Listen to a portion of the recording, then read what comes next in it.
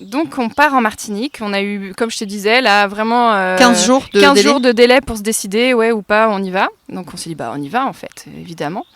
Et donc on a vendu notre maison et on est arrivé là-bas. Plein de péripéties incroyables. Vraiment des trucs, je pourrais écrire des bouquins sur la Martinique. Mais on a adoré cette expérience. Enfin, c'était génial, j'ai adoré. Puis il m'appelle, il me dit, en fait, ok, c'est celle-là, il nous la faut. Bon, ok. Donc moi, j'ai même pas vu la maison.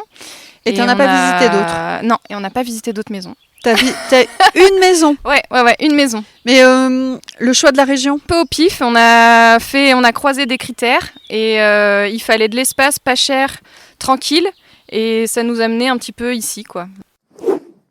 Comme quoi, il est important d'installer correctement sa maison avant d'attaquer un projet.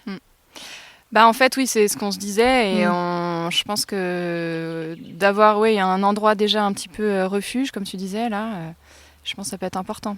Parce qu'une fois qu'on est dans le rush de l'activité, trouver du temps pour faire des travaux, c'est complexe.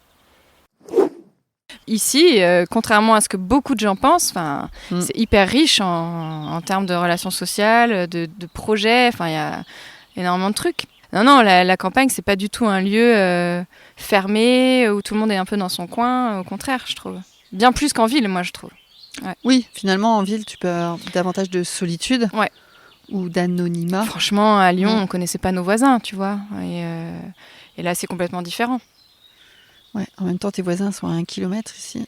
Oui, c'est vrai. Mais tu les connais. Mais je les connais quand même. Non, et là, le plateau de Mille Vaches, c'est un espace hyper dynamique, avec plein de projets. Je pense que c'est un peu unique. Après, le Périgord, je connais pas dans ton coin à toi, mais je pense qu'ici, c'est un peu unique, tu vois, avec des gens hyper engagés. Très engagés. Très engagés. Et franchement, c'est génial. Alors, très engagés dans le côté, tu vas me dire, militant, alternatif ou... Oui. De vie, de combat politique, tout un tas de choses. Hein. Un peu comme en Aveyron. Avec José Bové dans les années 70. Ouais, c'est ça. Là, cette activité, elle est chez nous, donc ça a vraiment beaucoup impacté notre vie personnelle. Parce qu'en fait, on fait plus que ça maintenant.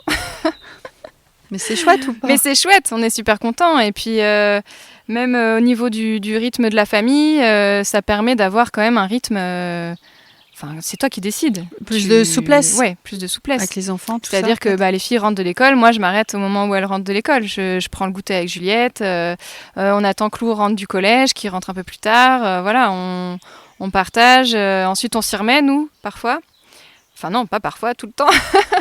On s'y remet après. Une fois qu'elles sont revenues, elles font un peu leurs petites activités. Chacun fait un peu son truc. Et voilà, mais ça permet, c'est ça, une souplesse. Plus on arrivait vers la rentrée, plus je me suis dit c'est mort, on n'arrivera jamais à tout faire. Et donc j'ai appelé l'éducation nationale, j'ai dit non, en fait je me mets en dispo. Je vais faire des champignons. Voilà, je fais des champis.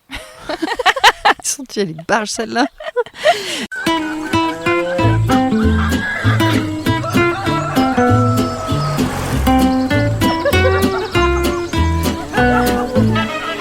Bonjour, bonsoir et bienvenue chez les Nouvelles Filles de la Campagne. Aujourd'hui, je vous emmène à la rencontre de Cécile. Alors, après plusieurs années sous le soleil de la Martinique, elle a décidé, elle et sa petite famille, de revenir en métropole.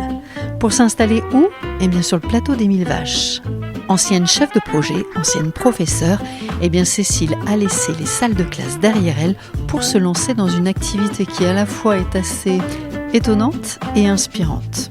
Alors cette occupation, elle est intimement liée à la nature, au rythme de la terre et qui demande patience et délicatesse. Un métier qui, selon moi, évoque la magie des potions et les forêts enchantées. Alors je vous espère curieux et curieuse de découvrir ce qui l'a poussé à entreprendre ce nouveau voyage. Alors je vous ai préparé une petite nouveauté et puis vous me direz ce que vous en pensez. Cette fois-ci, j'ai divisé l'épisode en 2 parties bien distinctes. Vous trouverez une première partie où Cécile vous raconte son changement de vie en ruralité. Et sur le 2e épisode, avec Cécile, on parlera davantage de toute la partie plutôt professionnelle. Voilà, vous me direz ce que vous en pensez. Je vous souhaite une belle écoute, je vous remercie et je vous dis à bientôt. Ciao!